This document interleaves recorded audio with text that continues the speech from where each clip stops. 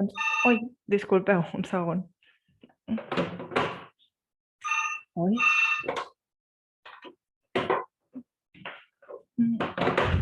Vale, perdoneu. Doncs benvinguts al Breakfast and Learn de la xarxa Texam. Com cada mes, primer fem una breu introducció per explicar una mica com és que estem aquí i una mica el funcionament de la sessió. Llavors compartiré un moment pantalla. No sé si ho veieu correctament. Entenc que sí. Si no, sisplau. Sí que es veu directament. Gràcies, moltes gràcies.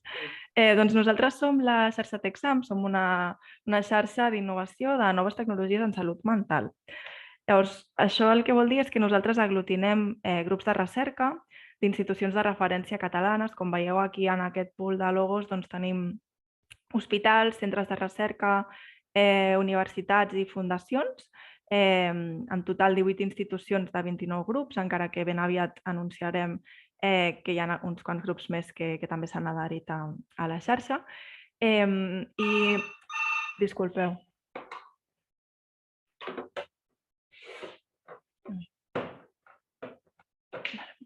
I nosaltres estem coordinats, som un projecte que ha nascut amb finançament europeu i estem coordinats des del Parc Sanitari Sant Joan de Déu i la Fundació Sant Joan de Déu.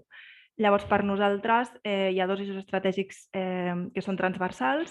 Un d'ells és l'equitat de gènere i l'altre és la participació de les persones afectades per problemes de salut mental en totes les activitats que fem, i per nosaltres és molt important el contacte amb les associacions. I per això els tenim aquí en aquesta slide de presentació, i també és el motiu de que fem trobades amb la temàtica com la que tenim avui. Llavors, el nostre objectiu és que tots els resultats de recerca, tot el que s'està generant des dels grups de recerca, d'alguna manera arribi allà on pot ser útil a la societat en general i en concret a les persones afectades per problemes de salut mental. I també intentem fer el recorregut en l'altra direcció, tenir l'escolta activa per entendre quines són les necessitats de la societat en general i d'aquest col·lectiu en concret, i poder-ho traspassar també a les persones que estan fent recerca i que moltes vegades ja tenen aquest contacte, però d'altres vegades estan més allunyats. I intentem també fer que aquestes converses passin d'una manera més fluida. Llavors, el 25 d'aquest mes tindrem un esdeveniment que aquí posa espai a confirmar, però l'espai ja està confirmat. Serà al Parc Científic de Barcelona i serà una trobada presencial en la que intentarem donar a conèixer una mica l'activitat i els resultats dels grups de recerca que formen part de la xarxa i que puguin entrar en conversa amb els diferents agents de l'ecosistema que estan també desenvolupant o buscant tot el que tingui a veure amb solucions innovadores pels reptes que estem enfrontant en matèria de salut mental. Esteu tots convidats, és un esdeveniment obert i gratuït i ens agradaria molt trobar-vos allà. Teniu més informació a la nostra web, en el blog, i allà teniu l'enllaç també per registrar-vos en el formulari d'inscripció. També us el passarem ara per xat perquè el tingueu més a mà.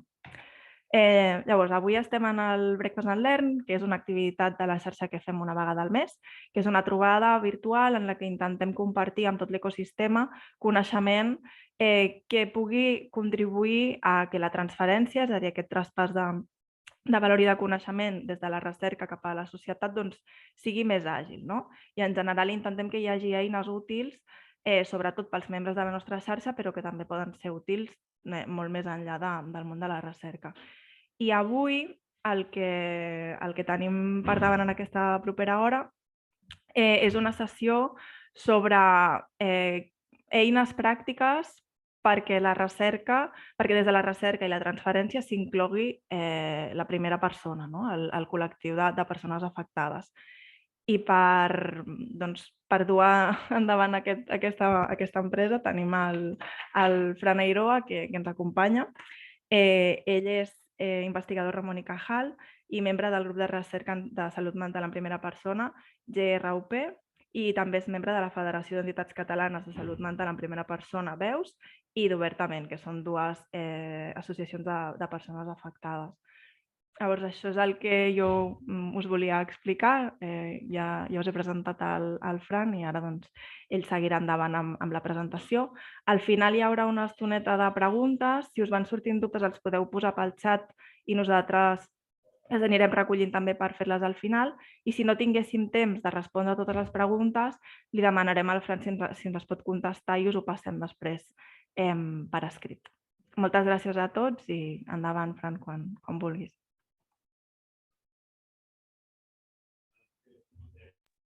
Muchísimas gracias.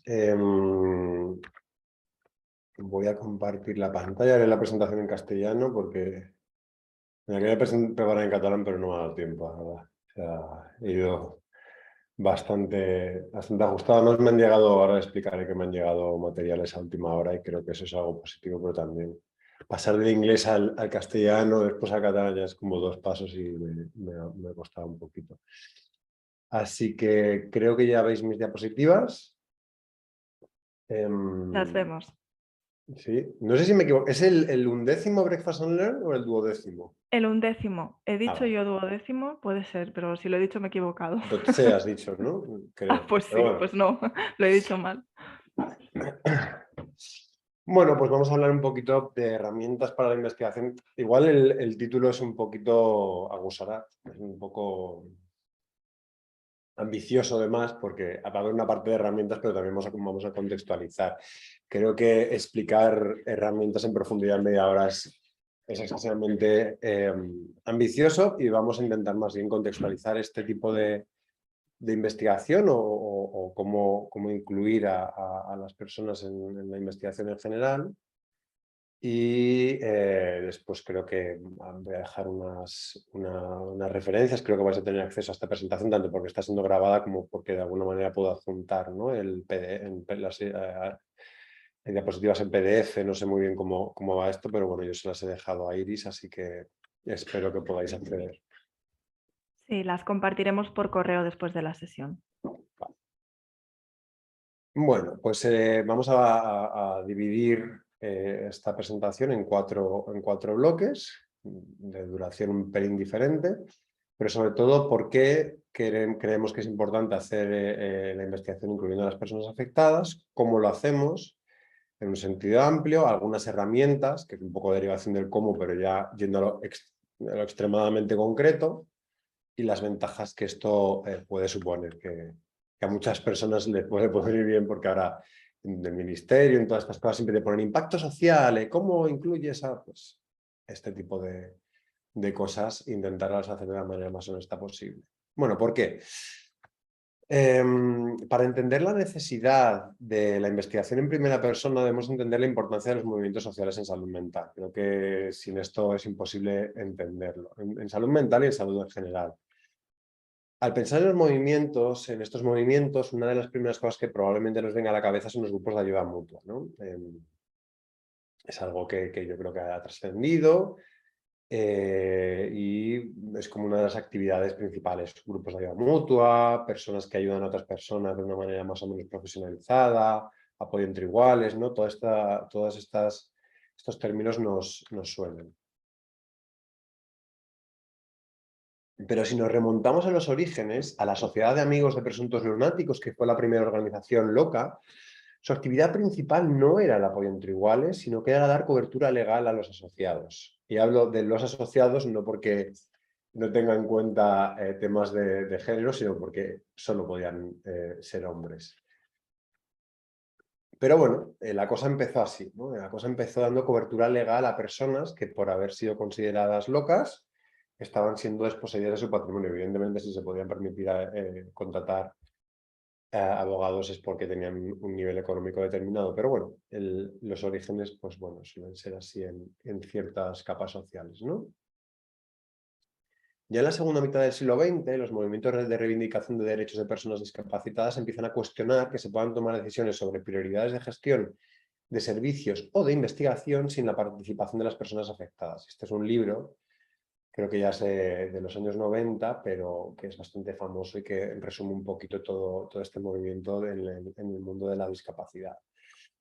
Y en el mundo ya más específico de la salud mental, como o no como un tipo de discapacidad, que ahí hay un gran debate, pero que en Estados Unidos sí que se considera como que todos los movimientos sociales o casi todos consideran que la consideración de la salud mental como una discapacidad es algo positivo y así de alguna manera arman su estrategia, ¿no? La articulan.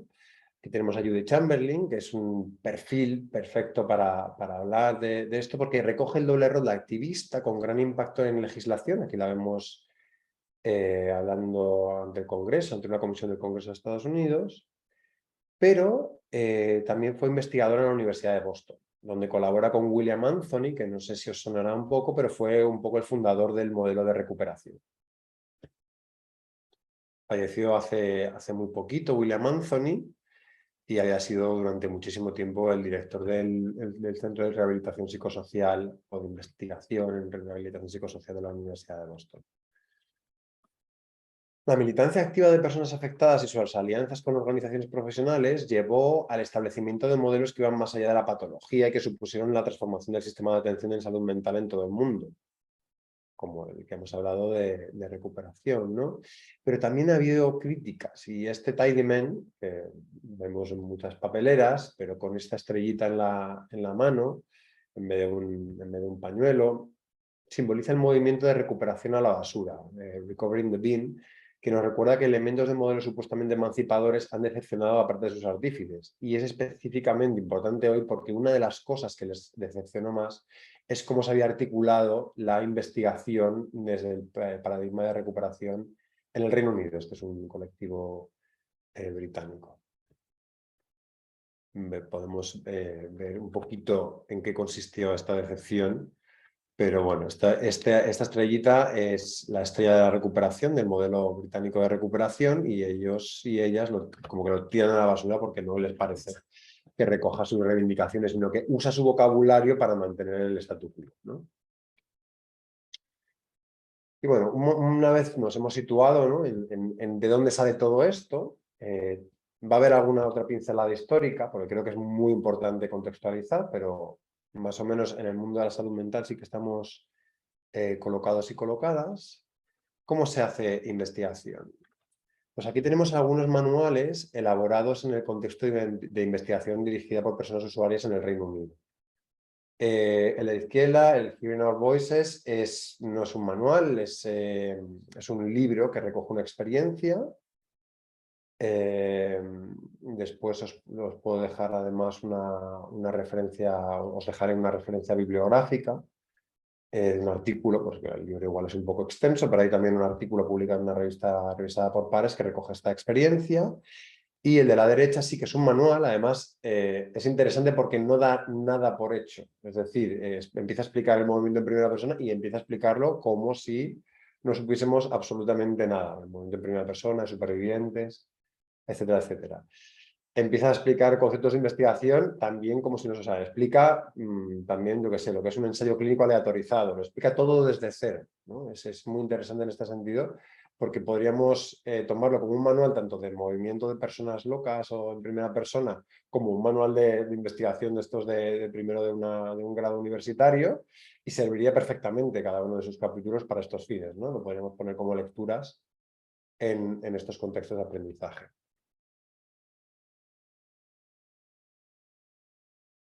Bueno, estamos relativamente acostumbrados y acostumbradas a debates metodológicos e incluso epistemológicos o ontológicos en investigación, ¿no? Por ejemplo, hemos asistido estos últimos años a la emergencia de métodos cualitativos como una supuesta respuesta al reduccionismo positivista de los métodos cuantitativos, pero también al escepticismo que ha llevado al aumento de la exigencia de la calidad de ese tipo de investigación, ¿no? Ha habido, creo que es evidente, muchas revistas incluso han aumentado el número de palabras que aceptaban, ¿no?, para poder incluir este tipo de investigación cualitativa y un gran debate. Esto también ha estado mezclado con todo el debate del factor de impacto, la declaración DORA, bueno, ¿no?, porque la investigación cuantitativa se cita mucho más rápido que la cualitativa. Bueno, es que todo se ha mezclado Y ahora mismo estamos claramente en un cambio de paradigma, ¿no? Metodológico, epistemológico, ontológico, que implica cambios en las métricas y por lo tanto en cómo se desarrollan las carreras de los investigadores y las investigadoras, una cosa bastante revolucionaria, ¿no? O por lo menos un momento de cambio de paradigma. Pero lo principal, y es una cosa que no nos suele ocupar tanto, para entender cómo se hace la investigación en primera persona, es una mirada a su posición axiológica. Resumiendo mucho, la axiología es algo así como la filosofía de los valores, ¿no? ¿Os acordáis? Esto lo dice en bachillerato. Hay poco debate axiológico en investigación biomédica, ya que se asume la búsqueda de la objetividad total, ¿no? Los valores personales quedan aparte. Queremos saber si una intervención funciona mejor que otra, funciona mejor que el placebo o que la lista de espera. Queremos saber si ha habido un aumento en la prevalencia o la incidencia de un trastorno mental, etcétera, etcétera. Y no nos metemos mucho en los valores, como mucho nos metemos, digamos, en qué escogemos, ¿no? Es verdad que sí que puede haber un poco de debate a este nivel, por ejemplo, en todo el tema de los determinantes sociales.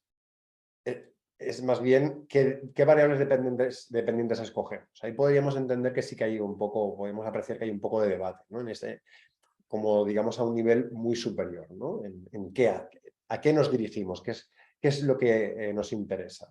Pero no lo suele haber en la parte metodológica, ¿no? Ahí tendemos a la búsqueda de objetividad. La investigación en primera persona asume siempre un cierto grado de compromiso crítico con el cambio de modelos en salud mental, en salud en general, ¿no? Esto es muy importante y aquí voy a volver a dar algunas pinceladas históricas para que lo podamos entender.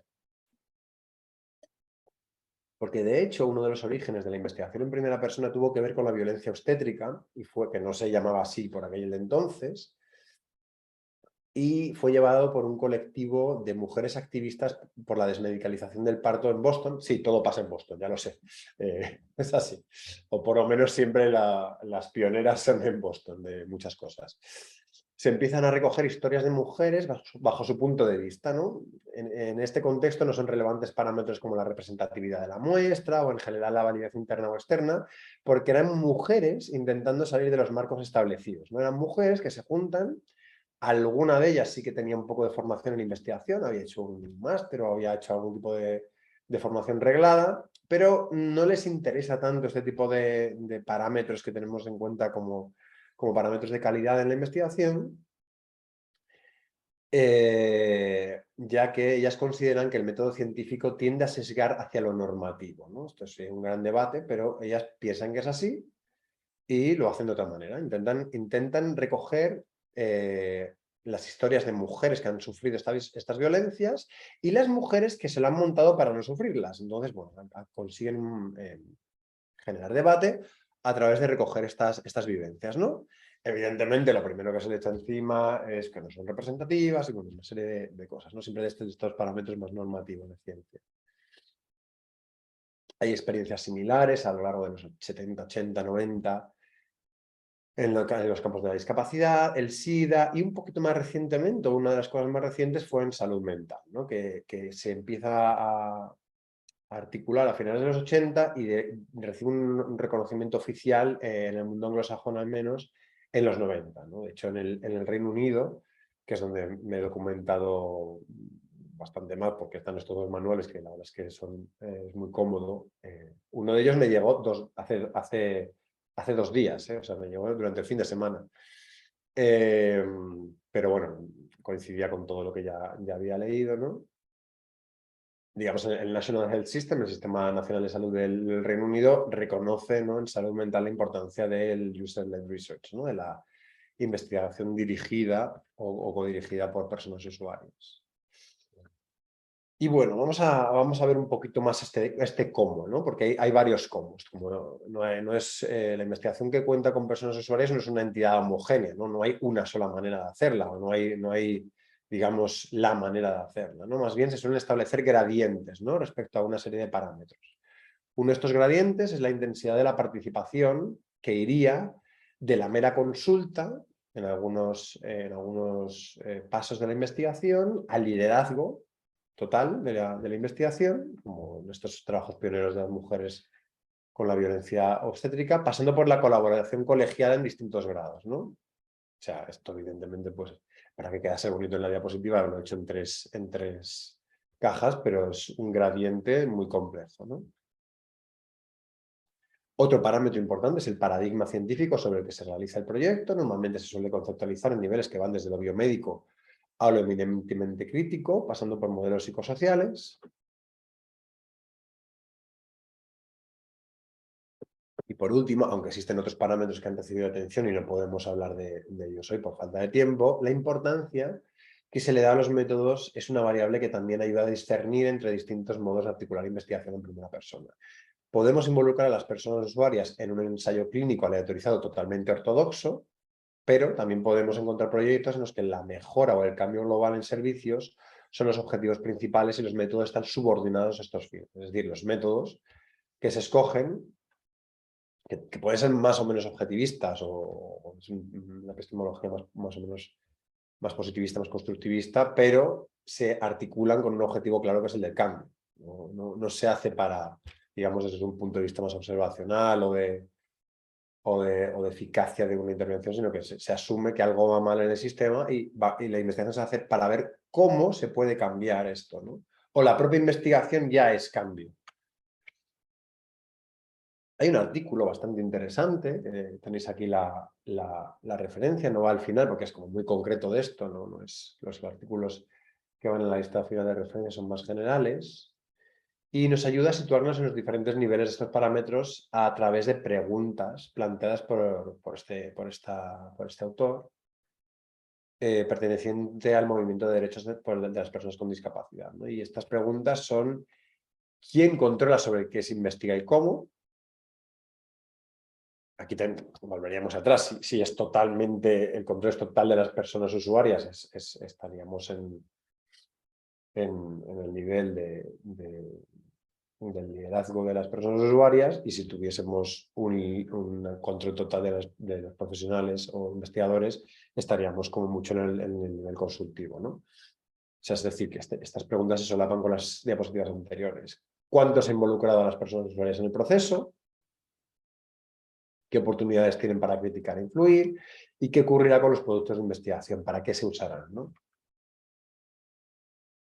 Hay una metodología concreta. La investigación de acción participativa es un método específico creado para implicar a comunidades desaventajadas.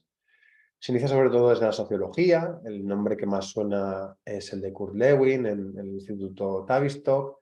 Pues hay otros nombres en la sociología como Soltax, Falsborda, los que más son los inicios, ¿no? Años 50, 70, 60, pero también se usa en educación, ¿no? Y probablemente os suenan nombres como Paulo Freire, Hilda Taba, Lawrence Steinhaus, John Eliot. Bueno, hay mucho en educación popular. Consta de fases definidas: planificación, acción, observación y reflexión, que más o menos son respetadas estas fases por casi todos los autores que hacen un IAP. Y un ejemplo en salud mental es el Hearing Our Voices, del que hemos visto un libro hace algunas diapositivas, y os dejaré también la referencia de un artículo que explica el proyecto de manera más breve, ¿no?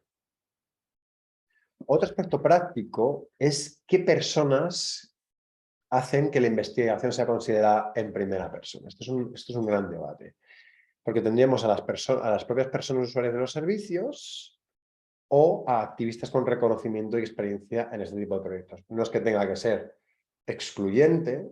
Mi recomendación personal es contar con un activista para que ayude un poco en la articulación de la metodología, pero siempre contando con las personas del propio lugar. Es decir, llamar al mismo activista para todo no te asegura que la investigación sea en primera persona. Además, ese activista, si es honesto u honesta, lo que tendría que decir es, bueno, yo puedo armar la metodología participativa para que las personas de este lugar o que están usando los servicios de este lugar puedan participar en este proceso de investigación. No que esté yo aquí ya lo convierte en primera persona. En este sentido es muy importante reflexionar sobre el tokenismo, ¿no? Se considera tokenismo cuando se dan concesiones superficiales hacia un colectivo discriminado con una influencia escasa en la modificación de su statu quo. En investigación en primera persona, esto sería incluir a una persona experta por experiencia para dar la impresión de que se incluye al colectivo afectado en el proceso sin realmente hacerlo, ¿no? Incluir a un activista no garantiza que un proyecto de investigación sea en primera persona, ¿no? que incluirá a la comunidad entera, ¿no? O por lo menos a una porción suficientemente, suficientemente grande de la comunidad de personas, ¿no? O que represente diversas sensibilidades. Este término evidente viene del racismo en Estados Unidos, donde se ponía una persona negra, ¿no? Para que pareciese que no eran racistas en ciertos lugares, ¿no? Otro concepto importante, ¿no? Ya para terminarnos de colocar en el cómo, ¿no? En el cómo ya hemos visto en un sentido muy amplio, ¿no? El concepto de interseccionalidad, ¿no? No podemos estar reivindicando el papel de un colectivo marginalizado, olvidando no solo al resto de colectivos, sino el solapamiento que muchas veces implica tener un problema de salud mental y ser mujer, ser racializada, ser pobre, ser migrada, ¿no? Es decir, tenemos que considerarlo todo en un marco, digamos, global, ¿no? Y ahora sí, voy a hacer honor al nombre de la presentación con algunas herramientas de investigación en primera persona, ¿no? Seguimos un poco en conceptos, pero la verdad es que esto ya, digamos que ya entra ya dentro de los métodos. La coproducción, ¿no? Es un modelo colaborativo de investigación que incluye a las partes interesadas, ¿no? Sería, digamos, un marco ideal de trabajo, ¿no? La coproducción, por ejemplo, se puede hacer a través de, o la IAP se puede materializar en coproducción, ¿no? Se habla de coproducción siempre cuando hay un producto, ¿no? De alguna manera, es decir, una herramienta de evaluación que es coproducida o un proyecto de investigación en general, ¿no? Es un modelo colaborativo que incluye partes interesadas como pacientes, personas usuarias, el público, financiadores, clínicos, proveedores de servicios, legisladores. Se comparte el poder con las partes interesadas y los investigadores trabajando juntos para desarrollar la agenda, diseñar e implementar la investigación, interpretar, difundir e implementar los resultados, ¿no? Hay un establecimiento de relaciones en el que hay una reciprocidad, ¿no? en los procesos. El poder es compartido y esto se suele de alguna manera materializar en algún tipo de órgano, ¿no? de dirección colegiada del proyecto. Se incluyen perspectivas y habilidades diversas y se respetan estas perspectivas, ¿no? Y los valores de cada parte. Y ya yendo ya a lo si cabe más concreto, ¿no? ¿Cómo recogemos los datos? Pues, por ejemplo, métodos cualitativos como los grupos focales y las entrevistas son fundamentales, ¿no? Es decir, no quiere decir que no pueda haber investigación en primera persona que utilice métodos cuantitativos, pero es muy difícil utilizar métodos cuantitativos cuando el 99% de las herramientas que tenemos ahora mismo han sido elaboradas sin la opinión de personas usuarias. Es decir, no podemos empezar un proyecto en primera persona sobre depresión y utilizar el cuestionario de Beck o el Hamilton. Tenemos que empezar un poquito antes, ¿no? Y ver qué está pasando, ¿no? Incluso yendo un poquito antes, es posible que antes de los grupos focales tengamos que hacer grupos de discusión entre las personas usuarias que van a formar parte del equipo y las personas investigadoras o profesionales clínicos, ¿no?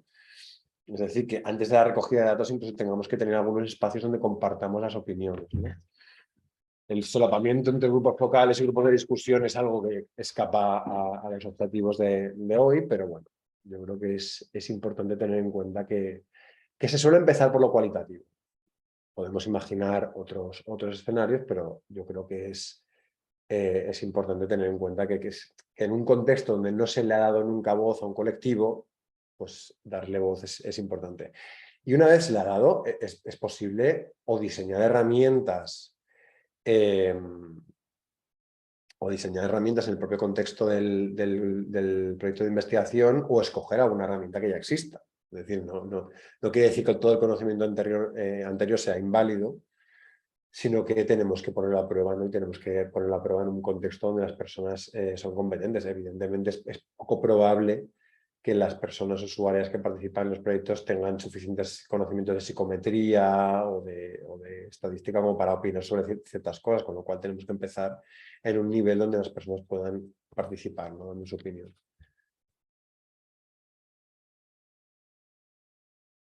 Y una vez recogidos los datos también hay herramientas de análisis colaborativo, ¿no?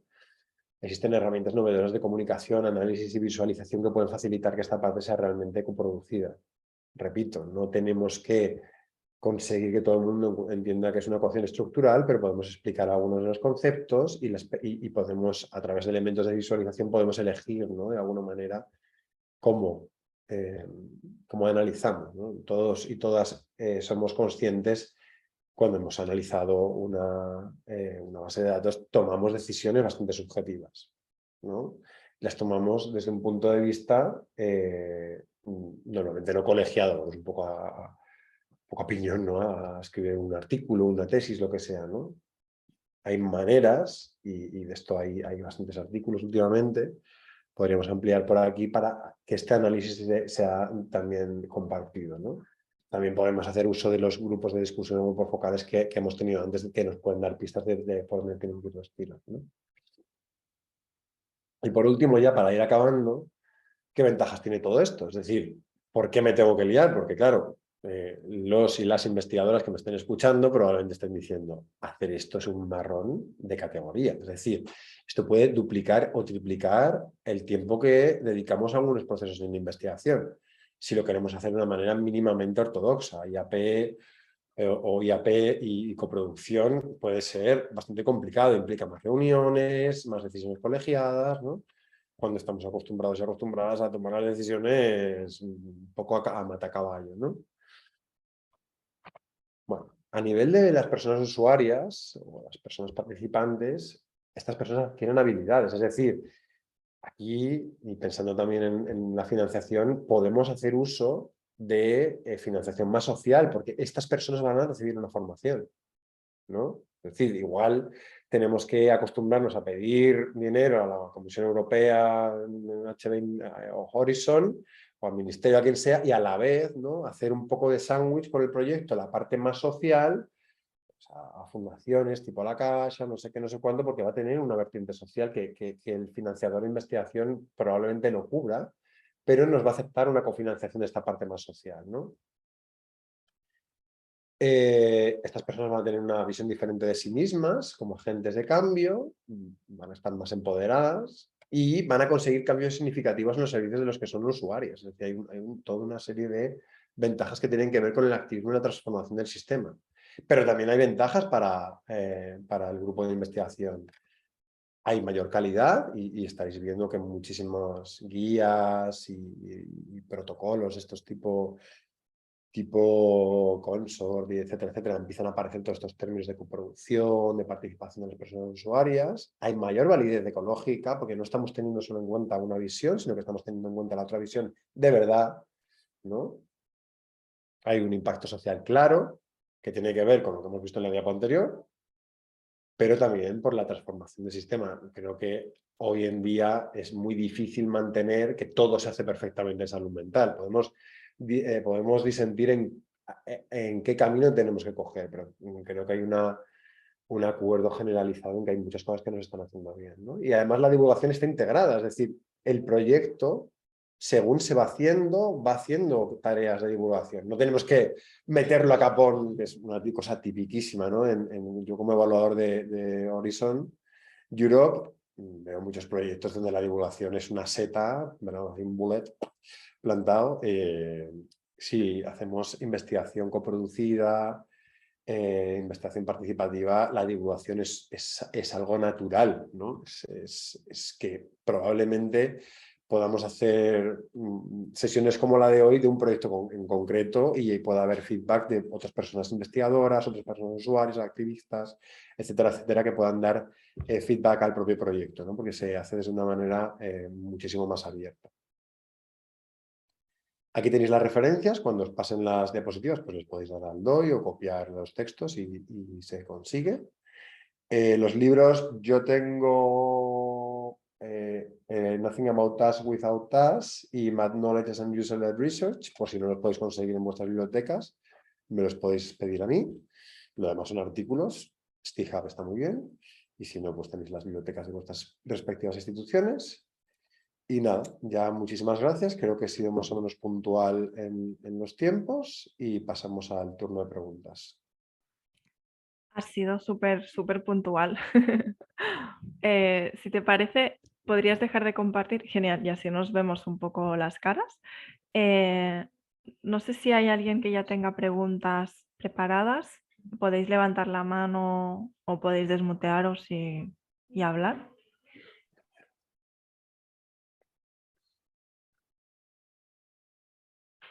¿No? Bueno, mientras vais pensando o os quitáis un poco la vergüenza, a mí me gustaría, Fran, si nos pudieras explicar algún proyecto que vosotros tengáis en vuestro grupo de investigación en primera persona para que podamos escuchar un poco a nivel práctico. Bueno, Ángels, pues cuando conteste a esto, si te parece, te doy paso.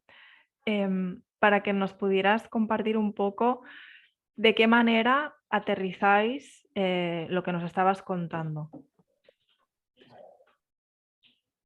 Bueno, entre las personas del público veo a gente que ha hecho proyectos participativos de mayor calidad que los que hemos conseguido hacer en nuestro grupo, así que y quizá estas personas quieren después hablar de sus excelentes experiencias. En el grupo de investigación en primera persona es un poco spin-off de un proyecto europeo. Entonces pasa un poco como a la Asociación Emilia, que tuve yo personalmente una financiación a través de una Marie Curie. Y la verdad es que, digamos que intenté hacer algo así como una IAP en sentido amplio, pero después me costaba mucho aterrizarlo cuando eran cosas concretas. Es decir, sí que empezamos con grupos vocales, con profesionales, con personas usuarias, con familiares, y conseguimos hacer triálogos, conseguimos hacer encima después unas actividades en las que había personas usuarias, profesionales y familiares. Eso estuvo bastante bien y ahí recogimos bastante información, pero después al aterrizarlo en cosas concretas era muy difícil. Por ejemplo, hicimos la validación de un instrumento de creencias y actitudes en profesionales de la salud mental que utilizamos para evaluar unas actividades formativas que hacemos.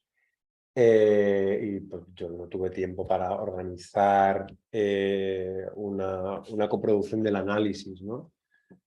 Pues porque implicaba psicometría y tal, y la verdad es que me superaba. Además, no tenía financiación para hacerlo de ese modo, ¿no? Eso ya son palabras mayores. Es decir, el proyecto en general, os voy a dejar tanto la web del proyecto. Sí que, digamos, que incluía estos valores o estas maneras de hacer. Y también os dejo la web de la asociación, que es un poco, muy entre comillas, un spin-off. Capitalizando todo lo que hicimos, pues ya montamos una asociación para darle continuidad. Eso no es un spin-off, la verdad. Pero bueno, o no sé si es un spin-off. Y hay un artículo, está publicado en Frontiers, en el que sí que de alguna manera, voy a poner la referencia ahora cuando me responde el programa, explicamos un poco el marco participativo de manera global, pero ya os digo que hay algunas cosas que fueron menos participadas de lo que me hubiese gustado, sobre todo a la hora del análisis. Algo que cuesta mucho. Participar o facilitar la participación en análisis cualitativo es relativamente sencillo, pero bueno, sí que puedes discutir un poco las categorías en una reunión.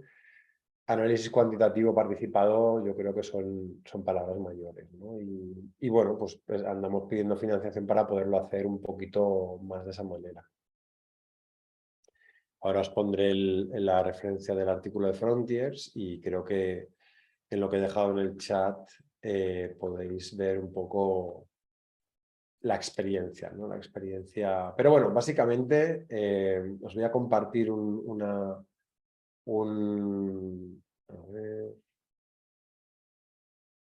parte del artículo donde sí que tenemos como un ciclo de producción de conocimiento. Aquí está la referencia. Tenéis el DOI para seguirlo y os voy a compartir. Aquí está. A ver.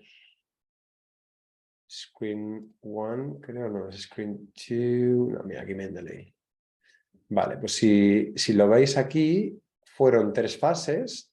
Todavía seguimos muy en la tercera y bueno, ahí creo que no vamos a pasar, ¿no? Y siempre en las 3 fases tenían una subfase de preparación, de involucración y de evaluación, ¿no?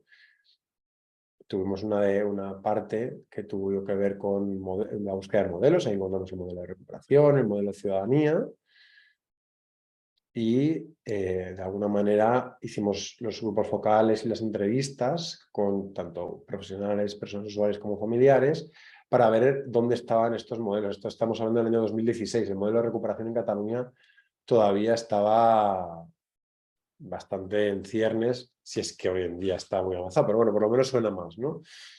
Hicimos una evaluación de necesidades y elaboramos instrumentos de medida, ¿no? Uno de ellos está validado, se llama BAMS y es de creencias y actitudes, también está en las páginas que os he pasado, en la parte de publicaciones lo podéis ver.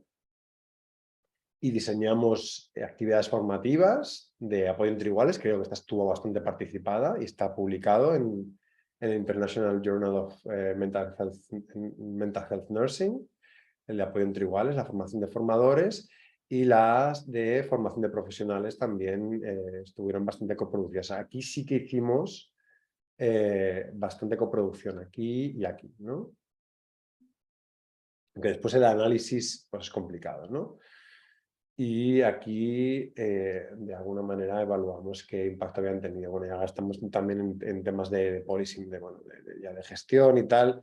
Yo participo en el Consejo Asesor de Salud Mental de Ediciones, pero no lo hago de una manera sistemática, soy un miembro más y no hemos llegado a esto de las medidas de cambio organizacional, porque esto tiene muchas implicaciones, ya no solo de financiación, que no tenemos como para meternos en algo así, sino también a nivel político, ¿no? Es complicado meterte a ayudar a cambiar algo y que esa institución te deje medir hasta dónde ha llegado el cambio. Eso ya son palabras mayores. Pero bueno, creo que en la mayoría del ciclo por lo menos sí que hemos llegado aquí. O sea que esto comenzó en 2016, han pasado 6 años y hemos completado la mayor parte del ciclo y una parte de este ciclo ha estado bastante coproducida, ¿no? Y participada en primera persona, sobre todo en el seno de la Federación BEUS y de Huertamen.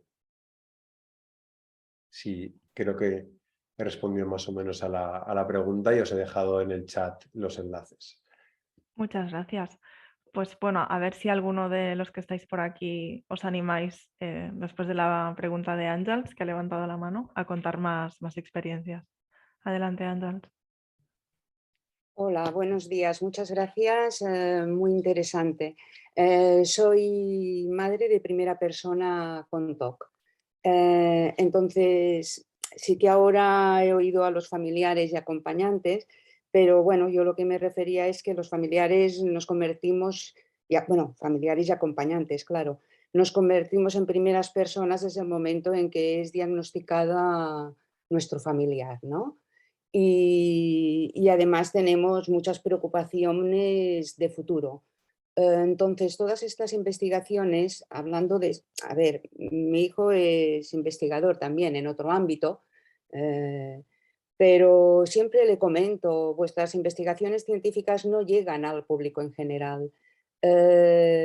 Nos interesaría mucho y luego, claro, es que muchas veces nos sentimos como olvidados por el mundo científico, porque no nos llegan, no nos llegan. Yo sé que tienen que, que publicarse en revistas científicas, todo es en un ámbito más cerrado y lo que nos interesa y más en salud mental, pienso yo, es que esto se haga más público.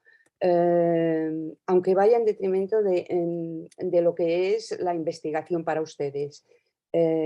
Bueno, esta era mi pregunta, a ver cómo se puede hacer. Bueno, estamos preparando unas madres un manifest para lo que es la Generalitat de Cataluña, porque hablamos con la Magda, y bueno, es que nos interesa que el mundo científico esté a nuestro lado para poder hacer estas solicitudes, porque pedimos también subvención, pedimos, o sea, esa ayuda científica nos interesa muchísimo. Muchas gracias.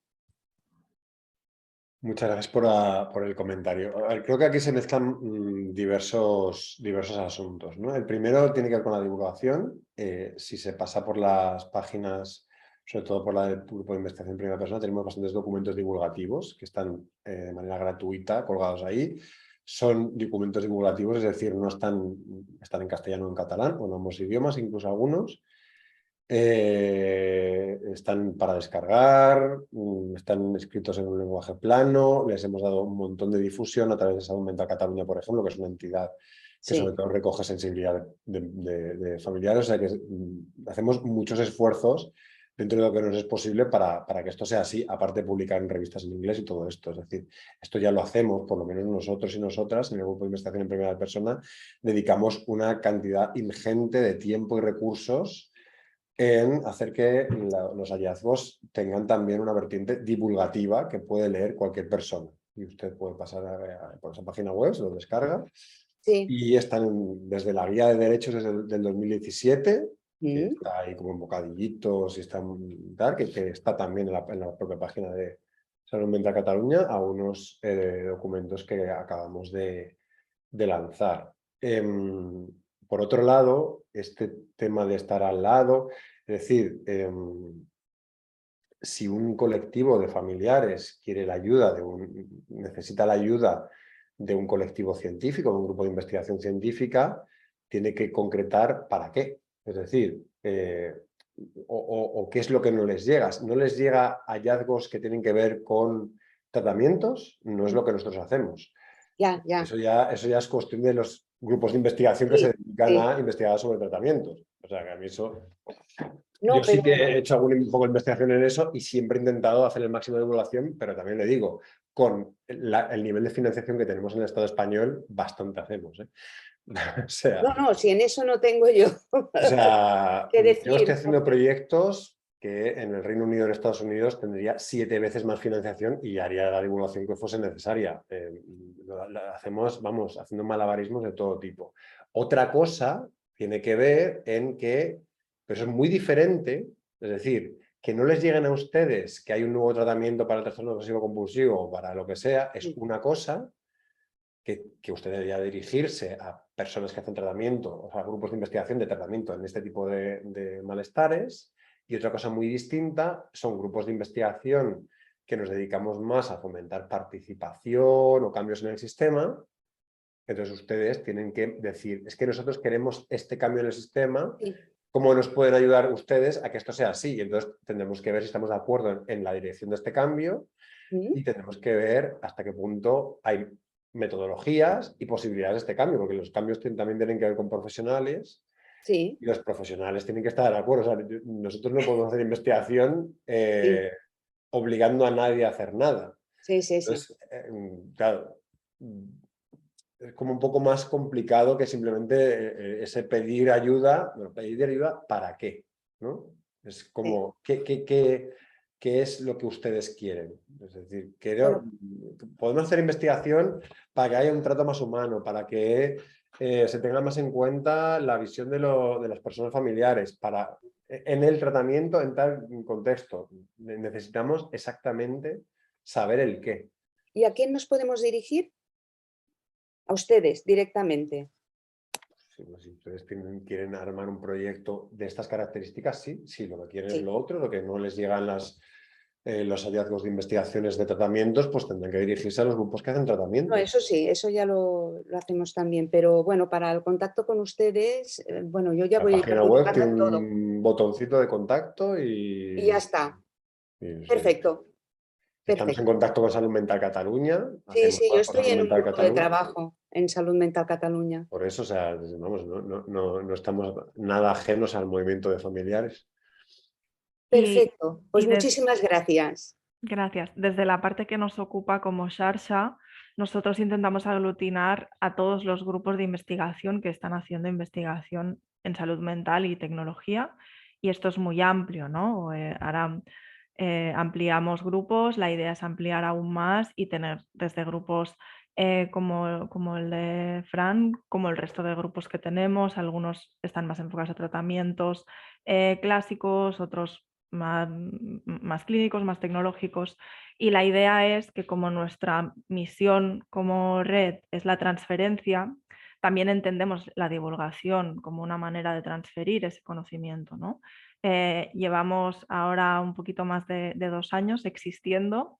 Entonces hemos empezado por conocer muy bien a nuestros grupos y ahora estamos en ese proceso de mirar hacia afuera y poder contar todo lo que los grupos hacen a aquellos interlocutores para los que pueda ser importantes, ¿no? Y aquí incluimos startups, incluimos empresas, incluimos la administración, pero también incluimos las personas, ¿no? Y la sociedad en general. Y aquí, pues, nuestro granito de arena en los Breakfast and Learning, en los eventos, también en nuestro LinkedIn, en nuestra web y desde aquí para arriba, ¿no? Intentaremos que cada vez nuestra divulgación también llegue más allá, ¿no? Y también ayudar a los grupos a que ellos también puedan divulgar más y mejor. Guillem, si vols fer tu també. Sí, només una cosa molt breu que no sé si en Fran ja ho ha dit o no, però recentment en Fran li han concedit un projecte de recerca del Ministeri en l'àmbit de la investigació psicològica, en l'àmbit un projecte precisament molt centrat en la primera persona, i jo diria que és el primer projecte que es concedeix amb fons ministerials de recerca, dels programes de recerca en psicologia en aquest àmbit. O sigui que crec que el volia felicitar públicament perquè crec que ha obert una via que abans no existia d'aconseguir fer tan bé un projecte com perquè sigui acceptat al costat de projectes molt tradicionals d'investigacions d'assajos clínics, d'investigacions més, diríem, estàndards, no? I per tant volia posar en valor aquest èxit i felicitar-lo públicament. I si em permeteu una coseta més, és que en un estudi dels convencionals estem reclutant joves amb depressió, ja que hi ha 40 i pico persones aquí. Una altra manera de disseminar també és que la gent pugui participar en estudis i, per tant, rebre també assistència de qualitat. O sigui que em permeto la llicència, i perdoneu-me si no és correcte, doncs que poso en el xat aquest enllaç perquè si algú coneix llocs on joves amb depressió puguin participar-hi, doncs que, en fi, disculpeu que no és el tema d'avui, però sí que té a veure amb disseminació, en aquest cas d'una altra fase de la recerca, que és poder participar. Moltíssimes gràcies a tothom i disculpeu la intromissió en aquest altre tema. Cap problema, Guillem, moltes gràcies, molt interessant. Ja l'havíem vist aquest estudi que començareu i també des de l'Exèrcit intentarem donar-vos suport en aquesta difusió. Comentaba la Laia pel chat, decía, pero quizás a lo que se refiere Àngels es a la necesidad de transferencia de su manera de trabajar a otros grupos y campos de investigación. Aún queda trabajo. Totalmente de acuerdo, no? I d'això anava una mica aquest Breakfast and Learn, de donar a conèixer aquesta manera de fer recerca i que també es generi curiositat i ganes de provar-ho també en altres grups de recerca que potser no s'han aventurat d'una manera tan profunda en la recerca més participativa. Endavant, Susana. Hola, bon dia. Bueno, Fran, primer de tot felicitar-te perquè m'ha encantat la xerrada. La veritat és que he disfrutat molt, he après molt. O sigui, m'ha semblat molt interessant, una perspectiva molt diferent de la que estem més acostumades, en el tema més científic. I després et volia fer una pregunta molt concreta sobre el que has dit, que de fet lliga amb el que comentava també l'Àngels. O sigui, nosaltres com a científiques estem més centrades en el tema de buscar fons a la FIS, al Mineco, a les entitats que reconeixem com que treballen més amb tot el tema de ciència, no? Que financien aquest tipus de projectes. Però m'ha agradat molt aquesta posició que has dit, no? D'anar a buscar fons en altres entitats que no siguin tan científiques, que siguin més socials, perquè al final estem fent aquesta recerca, perquè al final estem fent grups locals amb els usuaris, perquè al final estem creant una intervenció nova en la que estan participant usuàries i ens estan donant el seu punt de vista. O sigui, al final ho estem fent, però ni ho posem als projectes perquè un projecte científic això ni te lo valoren, no? I ho estem fent de recursos propis, que això va lligat al que tu has dit, Fran, o sigui, que preguntava l'Àngels, per què no feu més difusió? Perquè fem molta amb els recursos que tenim, perquè demanem un projecte per pagar a una persona que, pobres, ja al món de la investigació, ja parlarem un altre dia dels sous que estan, no? I aconsegueixes això i no tens ni per pagar una persona sencera. I a part de fer tota la tasca de recerca, està fent tota aquesta tasca més de divulgació, no? Vull dir, de fer aquest pas més divulgatiu, no? O d'implicar a persones en primera persona que ho estem fent, no? També en els projectes, no? Llavors, m'ha agradat molt això, Fran, que tu has dit, que és veritat que ens centrem en la FIS, en els projectes europeus, en les convocatòries que coneixem, i et volia preguntar si ens podries dir quines altres convocatòries creus de nivell més social que podríem també demanar finançament, no? I després també m'ha agradat molt la part aquesta més col·laborativa, no? Aquí, que nosaltres ja tenim molt la tendència a treballar molt col·laborativament, però de poder implicar els grups en primera persona també dins, no? O sigui, com una part més d'aquest projecte de recerca, no? Com un altre partner, no? Per dir-ho d'alguna manera. Bueno, res, és una pregunta molt concreta, però m'he enrotllat molt, perdó.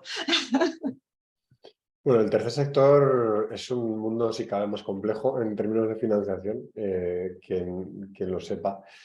Claro, o sea, el tema es administraciones públicas y fundaciones privadas.